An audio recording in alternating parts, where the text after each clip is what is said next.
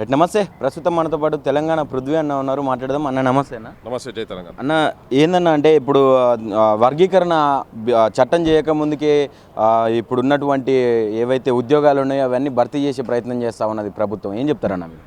ఇది దుర్మార్గమైన ఆలోచన. ఎందుకంటే ముఖ్యమంత్రి జడ్జిమెంట్ వచ్చినాడు, సుప్రీంకోర్టు జడ్జిమెంట్ వచ్చినాడు, అసెంబ్లీ సాక్షిగా ఆర్డినెన్స్ అవసరమైతే ఆర్డినెన్స్ తీసుకొచ్చి ఇప్పుడు జరుగుతున్నటువంటి నియామకాలను కూడా వర్గీకరణ జరిగిన తర్వాతనే మాదిగల హక్కులు వాళ్ళకి రావాల్సినవి కలిగించిన తర్వాతనే చేస్తామని అసెంబ్లీలో మాట్లాడిన తర్వాత మళ్ళీ నియామకాలు చేసుకుంటూనే పోతున్నాడు. ఇప్పుడు మళ్ళీ కొత్తగా ఇప్పుడు రేపు ఎల్లుండి నుంచి ఇంకా మళ్ళీ రిజల్ట్స్ డిక్లేర్ చేసే ప్రయత్నం చేస్తున్నాడు.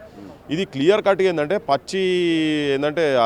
నెత్తుతో పచ్చికట్టితో గొంతు కోసినట్టే చేస్తున్నాడు ఆయన. కానీ తడిబట్ట పెట్టి గొంతు నులుతున్నాడు మాదిగల భవిష్యత్తును. ఇప్పుడు గ్రూప్ 1 ఆఫీసరో లేకపోతే చిన్న ఆఫీసర్లు గ్రూప్ 2 గ్రూప్ 3 కావాలంటే చాలా ఇబ్బంది. కొన్ని ఏళ్ళ నుంచి ప్రయత్నం చేస్తుంటే వచ్చిందాన్ని నోటికాడి బుక్కను కాలుతోందని ప్రయత్నం చేస్తున్నాడు. సో ఏ ఒత్తిడిలో గురవుతుందో తెలియదు. ఆయనకు నిజంగా నిజాయితీ నిబద్ధత కనుక మాదిగ జాతికి నిజంగా ఉపకారం చేయాలనుకుంటే, ఆ ఉపకులాలకు కూడా ఉపకారం చేయాలనుకుంటే, వాళ్ళకి రావాల్సిన హక్కులు రావాలనుకుంటే అన్ని కమిషన్లు అన్ని జ్యుడిషియరీ సిస్టమ్ చెప్పింది వీళ్ళకి అన్యాయం జరుగుతున్నది అనేది రాకుండా చేసుడు అనేది ముఖ్యమంత్రి చేసినటువంటి ఒక దుస్సాహసం. ఇది వాళ్ళకు నిజంగా రావాల్సినటువంటి మాదిగలకు ఉపకులాలకు రావాల్సినటువంటి వాటా రానియకుండా చేసేటువంటి పెద్ద కుట్ర జరుగుతూ ఉన్నది. దాన్నే వ్యతిరేకించి అది అట్లా కాదు, నువ్వన్న మాటనే నిలుపుకోమని చెప్పి చెప్తున్నాము. అదే గవర్నమెంట్ కానీ ముఖ్యమంత్రి కానీ ఇది వాళ్ళ బొందదవ్వుకుంటున్నారు. వాళ్ళ పాతాళానికి, వాళ్ళ పరువు పాతాళంలోకి పోతుంది. రేపు ఈ జాతిలో ఎవడు నీకు రాజకీయం కూడా ఉపయోగపడదు నువ్వు అనుకుంటున్నావు. కానీ ముఖ్యమంత్రి గారు నువ్వు ఇట్లా చేస్తే మాత్రం రాజకీయంగా ఉపయోగపడదు, ఎవడు నీకు ఓట్లు వేసే సిచ్యువేషన్ కూడా ఉండదు.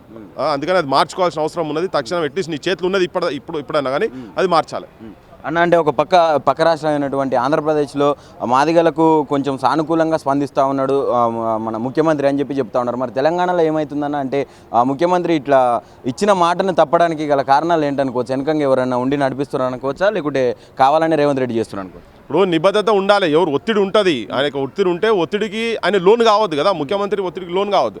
న్యాయమేందో ధర్మమేందో చేసేందుకే ఆయన ఆడ కూర్చోబెట్టారు కదా. ఆయనే చెప్పిండు కదా, నేను మా జిల్లాలో మహబూబ్నగర్ జిల్లాలో సగం కన్నా ఎక్కువ మొత్తం మాదిగోళ్ళు ఉన్నారు, ఆయన సపోర్ట్తో ఇక్కడ దాకా వచ్చినా అని చెప్పిండు.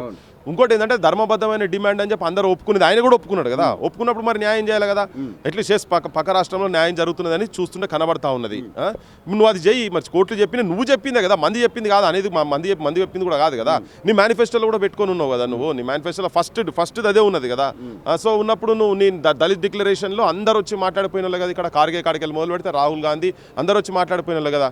ప్రియాంక గాంధీ కాడికెళ్ళి వచ్చి మాట్లాడిపోయిన వాళ్ళు. నువ్వు చెప్పినావు నీ పార్టీ ఎలక్షన్ల ముందు మాదిగా జాతికి ఇదంతా నువ్వు ప్రామిస్ చేసినాయే కదా. మరి ఇప్పుడు నువ్వు వెనకకు పోతున్నావు అంటే నువ్వు ఏదో ప్రెషర్లకు లోన్ అవుతున్నావు అంటే నీ అసమర్థత, నీకు ముఖ్యమంత్రి అసమర్థత. మరి ఆ కుర్చీలో దేనికి కూర్చున్నావు నాకు తెలుస్తలేదు. అన్ని విషయాలలో ఆయన పరిస్థితి అట్లే ఉన్నది. దీంట్లో కూడా గట్టినే అవుతుంది, తలొగ్గుతున్నాడు. అన్నదానికి అన్న మాట మీద నిలబడాలి. అట్లా ఉంటేనే నీ చేతిలో ఏమైనా అధికారం ఉన్నట్టు, లేకపోతే ఎవరేది చెప్తే గదే ఇంటున్నట్టుగా ప్రభుత్వం అట్లా ఉన్నది. ముఖ్యమంత్రి చేతులు ఉన్నట్టయితే నాకైతే కనబడతలేదు. అయితే ఇప్పుడు ఉన్నటువంటి ఎంఆర్పిఎస్ కానీ దీని అనుబంధ సంస్థలు కావచ్చు, తెలంగాణలో ఉన్నటువంటి మేధావి వర్గం కావచ్చు, ఎలాంటి కార్యాచరణ తీసుకోబోతుంది ముందస్తు దీని మీద? అందరి సపోర్ట్ అయితే ఇప్పటికే ఈ వర్గీకరణ అంశం న్యాయబద్ధమైన అంశం అనేది అందరి సపోర్ట్ ఇప్పటికే. అన్ని కులాలకు సంబంధించినట్టు బీసీలు కావచ్చు, ఈవెన్ మైనార్టీకి సంబంధించినట్టు కావచ్చు, అగ్రకులాలకు సంబంధించినట్టు కావచ్చు, అందరూ కూడా యావత్ సమాజం కూడా ఇది న్యాయమైన డిమాండ్ అనేది చెప్తున్నది. అందరికీ నేను విజ్ఞప్తి కూడా చేసేది ఏంటంటే ఒక వారం రోజుల ప్రక్రియ. ఈవెన్ ఇతర కులాల్లో ఉన్నటువంటి ఆస్పిరెంట్స్ కూడా నేను చెప్తున్నా, ఇదేదో మొత్తానికి దానికి కాదు. ఒక వారం రోజులు 10 రోజులు లోపట ఇన్ని రోజులు ఆగింది కదా. ఇది నిజంగా కూడా ఇది మొత్తం దీనికి చట్టం అయిన తర్వాత దానికి లోబడిగానే ఈ రిక్రూట్మెంట్ జరగాలని చెప్తున్నాం. ఈ సమాజం కూడా ఒప్పుకోవాల్సిన అవసరమే. అందరూ కూడా దాని సైడ్ ఉన్నాడు. కార్యాచరణ ఇప్పుడు వాళ్ళు టేకప్ చేసి ఎంఆర్పిఎఫ్ తరఫుకి వెళ్ళి, సో దానికి మేము కూడా అందరం సంఘీభావంగా ఉంటాం. వాళ్ళ న్యాయమైన డిమాండ్కు మేము సంఘీభావంతో పాటు ఆ పోరాటంలో మేము డైరెక్ట్ భాగస్వాములు అవుతామని చెప్పి విజ్ఞప్తి చేస్తున్నాం. ఓకేనా? అంటే రేవంత్ రెడ్డి ఇంకా కూడా ఆయన తీరుని మార్చుకోకపోతే, ఇంకా దీని మీద స్పందించకపోతే ఎట్లన్నా ఎలాంటి చర్యలు ఉండబోతావు? ఇక కార్యాచరణ ప్రకటిస్తూ ఉన్నాం కదా. రోజుకు పోతుంటుంది ఆయన పరువు, రోజుకు పాతాళాలను కలిసే కాడికైతే పోతుంటుంది. రోజు ఇంత తగ్గుకుంటూ పోతూనే ఉన్నది.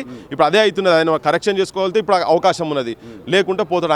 ఆయన బొంద, ఆయన గోది ఆయన దవ్వుకుంటాడు. అలానే ఆయన పడితే ఇంత మన్నేస్తారు అందరూ కలిసి. రాజకీయంగా భూస్థాపితం చేసే ప్రయత్నం జరుగుతుంది.